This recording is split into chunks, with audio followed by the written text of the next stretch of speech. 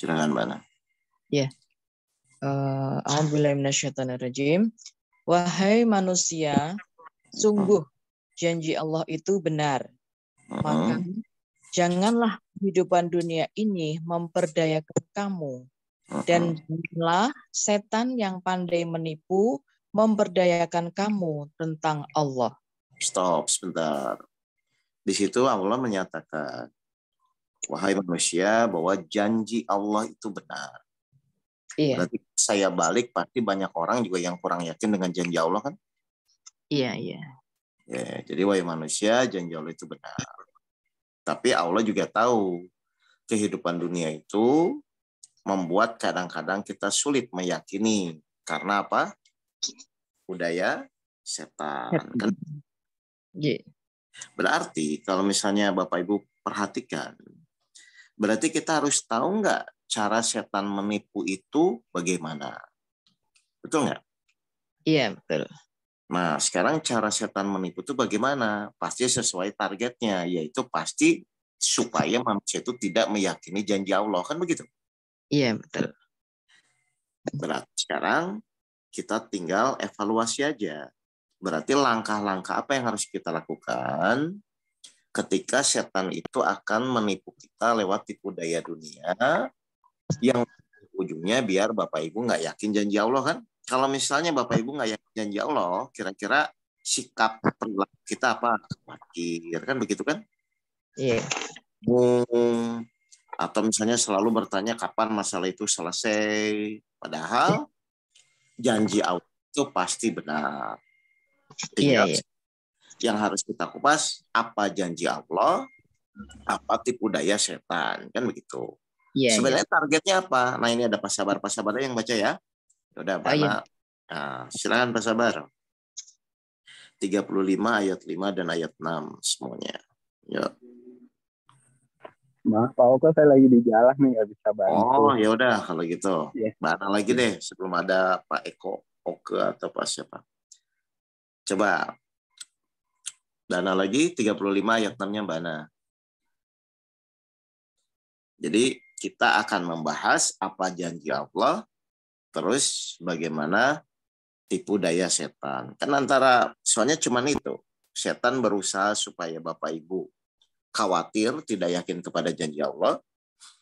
Allah ingin kita yakin kepada janjinya. Kan begitu. Silakan. Mana lagi? Ayat 6-nya silakan. Mana ini?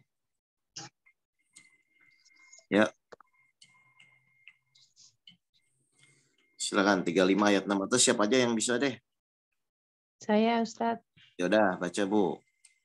Sesungguhnya setan itu musuh bagimu, maka perlakukanlah ia sebagai musuh.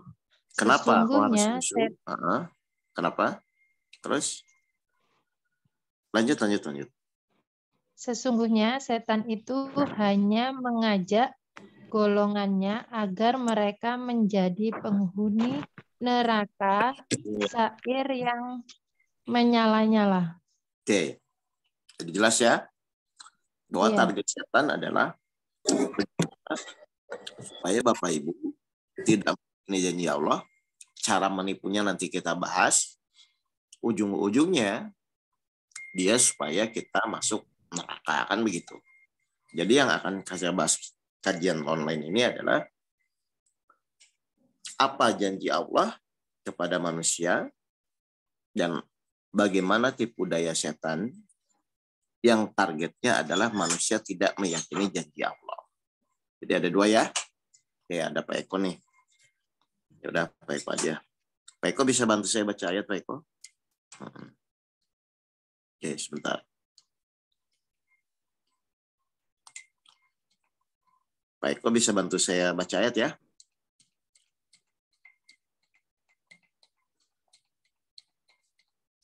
Ya. Baik. Sekarang kita akan kupas bagaimana langkah-langkah setan menggoda manusia yang targetnya manusia itu tidak yakin kepada janji Allah sesuai di surat 35 ayat 5 dan ayat 6. 1. Pak Eko bisa bantu? Surat 7 ayat 20. Pak Eko Semarang. Ya. Oh, saya Tat. Maaf Tat, bergabung. Bapak. Surat berapa Tat? Surat 7 ayat 20. Bagaimana cara setan menggoda manusia yang ujung-ujungnya Bapak Ibu tidak percaya kepada janji Allah? 1. Misalnya surat 7 ayat 20. Silakan. Surat 7 ayat 20. Bismillah. Kemudian setan membisikkan pikiran jahat kepada mereka agar menampakkan aurat mereka. Jadi langkah yang pertama, cara setan menggoda supaya kita kurang yakin kepada janji Allah apa Pak? Dibisikin lewat mana? Pikiran. Nah, pikiran akan terus berpikir gimana masalah saya belum selesai, nanti bagaimana, terus kalau misalnya nggak selesai nanti gimana, kalau mati saya bawa utang bagaimana, terus dibuat oleh setan. Bapak Ibu berpikir, akhirnya pusing, bingung.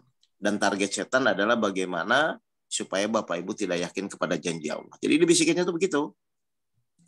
Nanti gimana, terus kalau nggak selesai masalah bagaimana. Padahal kalau Bapak Ibu renungkan, toh juga kita tidak bisa menyelesaikan masalah kecuali dengan pertolongan Allah kan? Iya. Yang penting itu memikirkan atau menjalani Pak Eko? Menjalani. Udah jalani aja, nggak ada pilihan juga kan? Dipikir-pikir juga nggak akan kepikir kan? Yang ada itu Bapak Ibu menjalani, lalu dilihat janji-janji Allah saat menjalani itu bagaimana supaya Allah menolong atau memberikan jalan keluar. Jadi daripada Bapak Ibu banyak mikir, lebih baik sekarang buka dalam ayat-ayat Al-Quran, janji Allah itu apa sih supaya Allah tuh mau menolong. Kan begitu kan? Ya. Jadi memperbaiki itu. Misalnya Al-Baqarah 153 kan jelas, saya orang-orang yang beriman jadi karena sabar dan sholat sebagai penolong. Ya udah, sabarnya benar, sholatnya benar, imannya benar. Lalu ya jalani saja. Kapan selesainya ya nggak tahu. Kalau sudah sabar, tolak ukurnya berarti sudah tidak berpikir selesai atau tidak selesai. Gitu loh. Jadi satu langkah setan adalah menggoda dari pikiran ya, Pak Eko ya. Pikiran. Oke, yang kedua, misalnya surat 22 ayat 52 apa?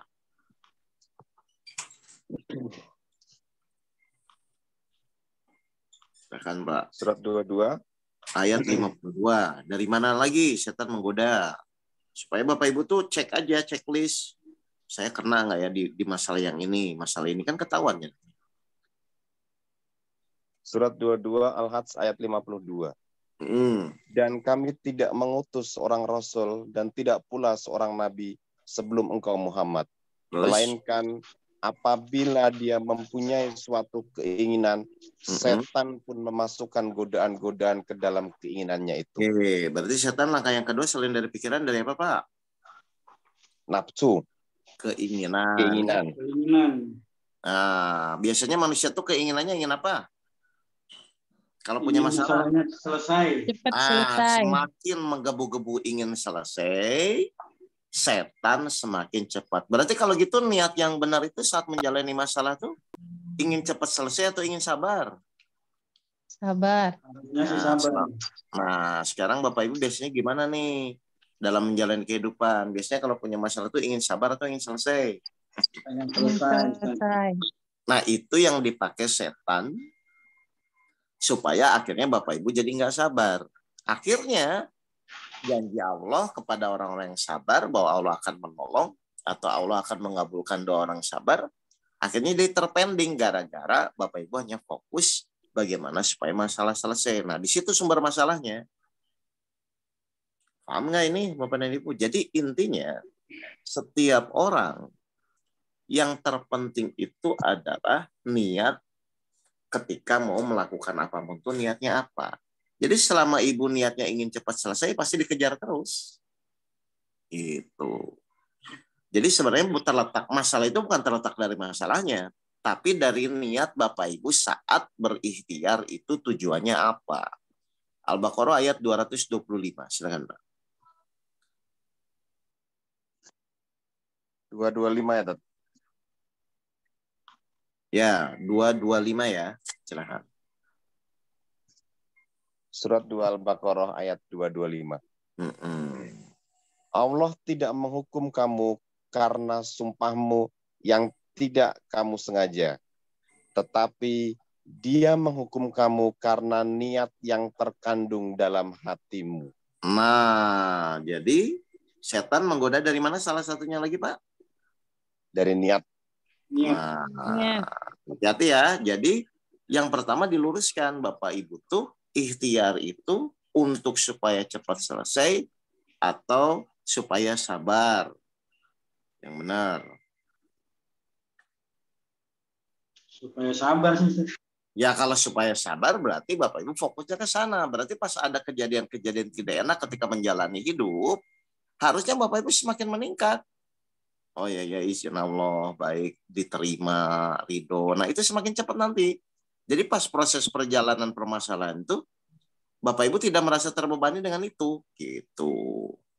Paham nggak ini? Ya, jadi tolong sekali lagi, niat itu harus diluruskan dengan apa yang Allah inginkan. Kan Allah menginginkan manusia menjalani ujian itu kan satu, misalnya meningkatkan keimanan. Yang kedua, supaya bisa bersabar di dalam menjalani permasalahan itu. Kan begitu kan? Semakin sabar, Bapak Ibu semakin dekat kepada Allah. Karena Allah bersama orang-orang sabar atau innallaha ma'as-sabirin. Jadi kesalahan yang pertama apa, Bapak Ibu? Yang kita lakukan ketika menjalani ujian hidup? Sabar. Kesalahan yang pertama apa?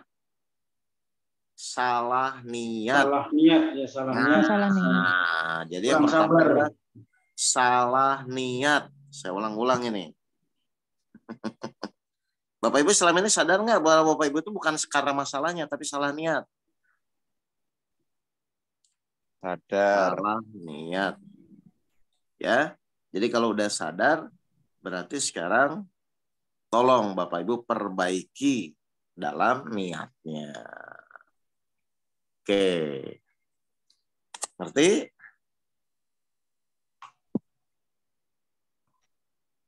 Baik, sekarang setan lagi menggoda dari mana lagi, Peko? Pikiran. Setan menggoda dari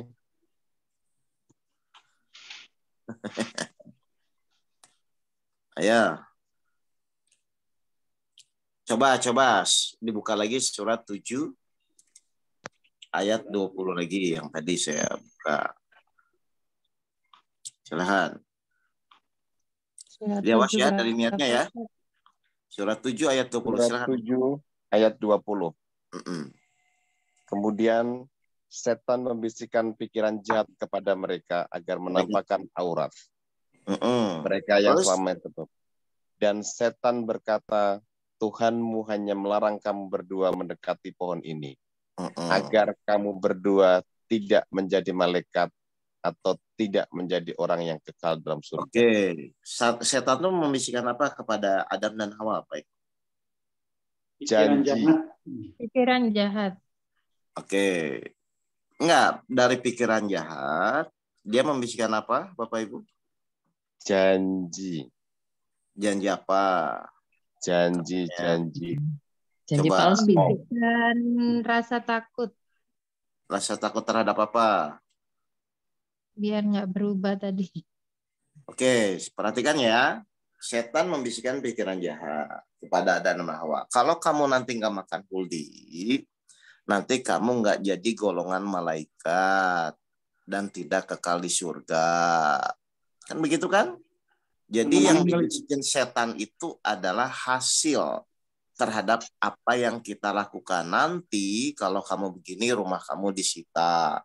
Nanti kalau kamu sakit nggak sembuh-sembuh, kamu mati. Jadi salah satu bisikan setan yang sering kita alami selama ini adalah saat Bapak Ibu menjalani masalah, biasanya setan akan membisikkan, nanti kamu akan ditolong, nanti masalah kamu nggak akan selesai, nanti sakit kamu nggak sembuh. Jadi setan itu membisikkan tentang masalah hasil. Kalau sudah begitu, makanya diluruskan. Ketika Bapak Ibu berpikir tentang hasil, ternyata hasil itu bukan urusan kita. Tapi kebanyakan orang ketika ikhtiar selalu fokus kepada hasil. Nah itu terus ngerti nih. Jadi satu setan goda misalnya dari pikiran. 2 dari niat, 3 pasti setan membisikkan tentang hasil. Yang ujung-ujungnya Bapak Ibu khawatir dan tidak yakin kepada janji Allah. Nah, masalahnya itu terus diulang-ulang sampai kita sekarang sudah tua begini, dari kita kecil sampai sekarang. Sehingga Bapak Ibu nggak sadar, balik lagi ke situ, punya masalah, balik lagi ke situ, punya masalah, balik lagi ke situ. Padahal di Al-Quran sudah dijelaskan. Ternyata setan itu targetnya Bapak Ibu tidak yakin kepada janji Allah. Cara tidak yakin adalah digodalah dari niat, dari pemikiran, gitu loh. Dari pemikiran hasil. Jadi intinya kita harus memperbaiki itu. Jadi ketika nanti kita ada masalah, satu, fokuskan bahwa niat kita itu dengan masalah ini menjadi sabar. Kalau sudah menjadi sabar, berarti masalah yang tidak enak memang kita butuhkan untuk berlatih sabar. Kan begitu aja kan? Kalau dibutuhkan berarti bahasanya, omongannya adalah Alhamdulillah. Kenapa? Karena Bapak Ibu dikasih sarana untuk menjadi sabar. Kalau sudah tujuannya begitu, berarti masalah nggak ketika menjalani masalah? Tidak masalah. Berarti sekarang kalau Bapak Ibu masih menjadi masalah, berarti sudah sabar atau belum, Michael? Belum. Nah, kalau belum ya jangan harap perlu belajar. Gitu aja kan? Jadi ternyata yang menjadi masalah itu bukan masalahnya, karena kita tidak sadar apa yang Allah inginkan dengan masalah itu. Jadi nanti kalau misalnya ada orang bercerita panjang lebar, pasti dia cerita itu tidak sabar. Karena selalu ingin masalahnya cepat selesai.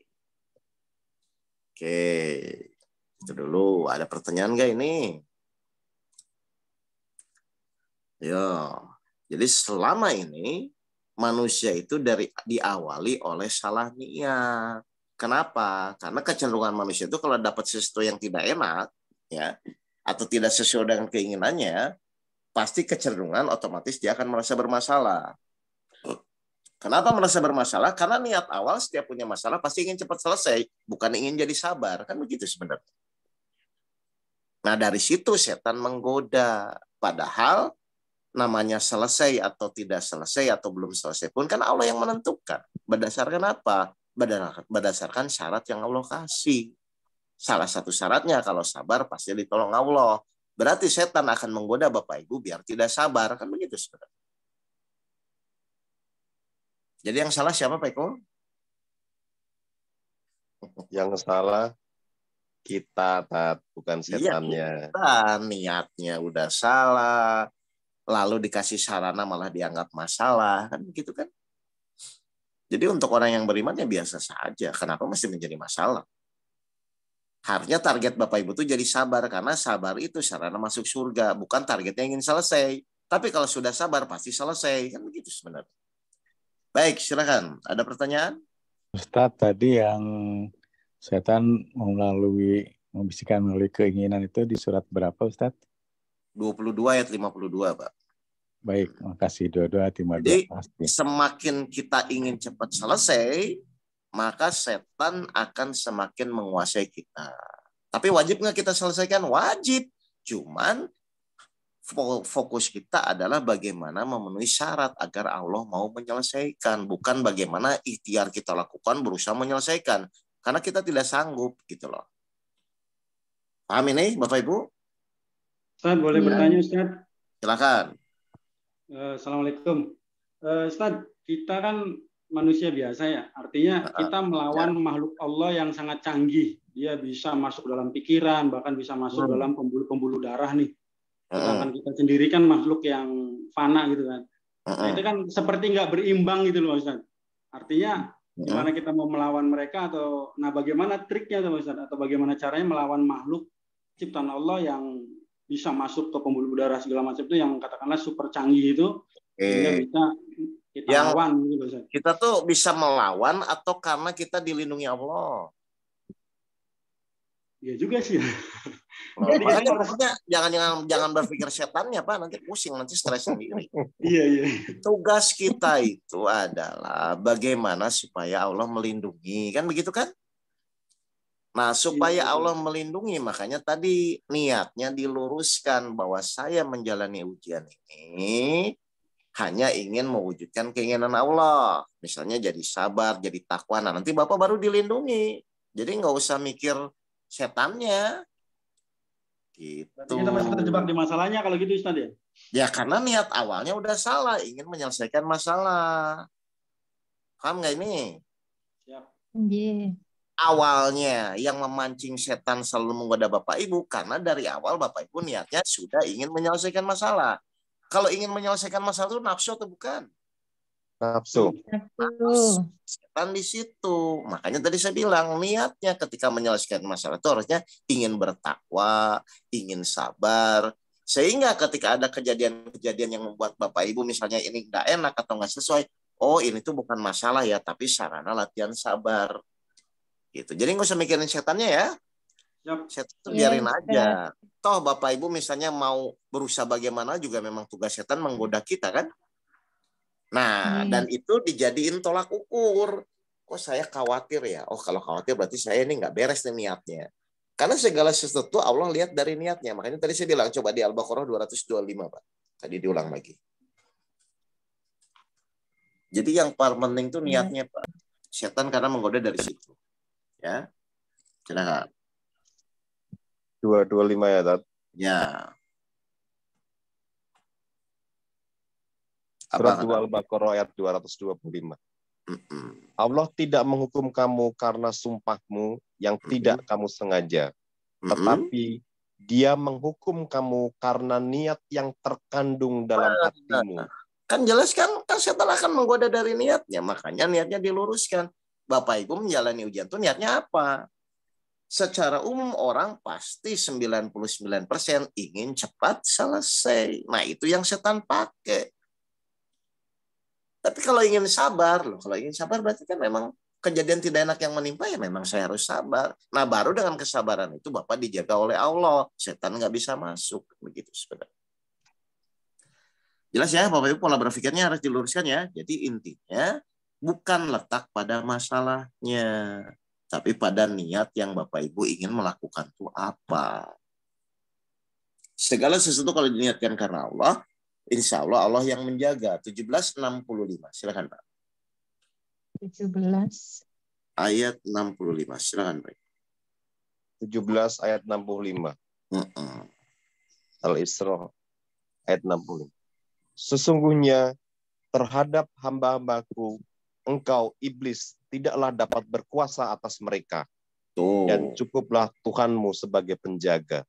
Jadi Allah lah yang akan menjaga kita dari godaan setan, dari godaan iblis karena niat kita yang lurus, yaitu melakukan apapun hanya karena Allah. Allah ingin kita sabar, ya kita sabar, jalan-jalan saja. Allah ingin kita tawakal, ya kita tawakal. Allah ingin kita bersyukur, ya kita bersyukur. Jadi ikuti saja apa yang Allah inginkan. Sehingga kita akan dijaga oleh Allah. Kan sebenarnya di Al-Quran itu sudah banyak ayat-ayat yang menyatakan niat diluruskan. Tujuan kita tuh hanya karena Allah dan aku tidak ciptakan jin dan manusianya kepada Allah. Tapi saya paham karena manusia dikasih pikiran, dikasih nafsu, akhirnya kadang-kadang dia selalu berpikir kadang-kadang kreatif sendiri. Kan begitu kan? Akhirnya Bapak Ibu pusing sendiri. Itu tuh bukan karena masalahnya, gara-gara tidak mengikuti langkah-langkah di dalam Al-Qur'annya. Jadi silakan Bapak Ibu ikhtiar, tapi nanti di dalam proses itu diluruskan lagi, oh ya saya harus niatnya karena Allah. Loh ini kok masalah saya nggak selesai, berarti kita harus jadi apa Pak Eko kalau masalah kita nggak selesai? Jadi sabar, kan begitu sabar. Kan? Ya udah ikuti gitu. Jangan hawa nafsu kita selalu diikuti. Kalau hawa nafsu kita diikuti pusing terus. Akhirnya nggak yakin sama janji Allah. Kalau sudah nggak yakin sama janji Allah ya sudah. Bapak Ibu akan menderita di dalam menjalani hidup soalnya. Oke, paham ini Bapak Ibu sekalian ya? Paham, Tat. Baik, jadi kajian hari ini mungkin itu dulu. Nanti kita besok atau kapan kalau saya nanti ada kajian lagi dadakan. Ini kan namanya dadakan ya. Kalau dadakan tuh nggak bisa saya atur waktunya harus tiap subuh. Nggak bisa ya Bapak Ibu, ini yang buat yang baru saya kasih tahu. Jadi kadang-kadang kalau saya lagi mood kajian ya berarti saya buka Zoom, langsung link Zoom. Dan tapi biasanya sekitar jam 5 atau setengah 6 saya bisa share link. Bapak Ibu langsung masuk aja ke grupnya. Jadi intinya prinsipnya adalah, ayo yang pertama sesuai dengan perintah Allah, dan aku tidak ciptakan jin dan manusianya untuk mengabdi. Jadi Allah diciptakan oleh Allah tuh tujuannya cuma satu, yaitu kita itu untuk mewujudkan keinginan Allah, bukan keinginan kita. Ketika Bapak Ibu fokus kepada mewujudkan keinginan kita, setan masuk. Tapi ketika Bapak Ibu fokusnya hanya mewujudkan keinginan Allah, insya Allah dijaga oleh Allah. Padahal Allah janji, kalau Bapak Ibu mewujudkan keinginan Allah, Allah pun akan mewujudkan keinginan kita. Nah, itu udah rumus ya. Baik, sampai ketemu lagi di kajian berikutnya. Mari kita tutup dengan bacaan hamdalah bersama-sama. Nanti rekamannya saya share. Alhamdulillah. Ya, sampai Terima ketemu. kasih, Ustaz. Sama-sama. Assalamualaikum warahmatullahi wabarakatuh. Waalaikumsalam warahmatullahi wabarakatuh.